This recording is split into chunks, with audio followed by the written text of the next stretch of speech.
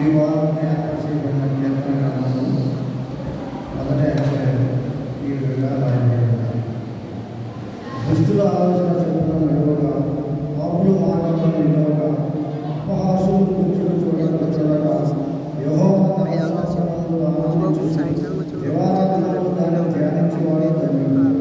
అతడు నీటి కాలువల గాలన నాటబడి ఆకువాడ చేతన కాలమును ఫలమిచ్చు చెట్టు వలె ఉండును. అతడు చేయనంతయు సంపన్నుడు. దుష్టులు అలాగుండి గాలి చేత పట్టువలే ఉంది. కాబట్టి న్యాయ విమర్శలో దుష్టులు నీతిమంతుల సభలో పాపుల ఉండేవారు. నీతిమంతుల మార్గం యెహోవాకు తెలియను, దుష్టుల మార్గం నాశనము కాదు. దేవుడి వాక్యం గురించినాడు. ఇంతటితో నేటి దినము కొరకు ఏర్పాటు చేయబడిన పాత నిబంధన వాక్య భాగం ముగిసింది. పరిశుద్ధుడవగు దేవా, పావన శక్తుడ దేవా, పావన మోక్ష దేవా, మామూలు కనికా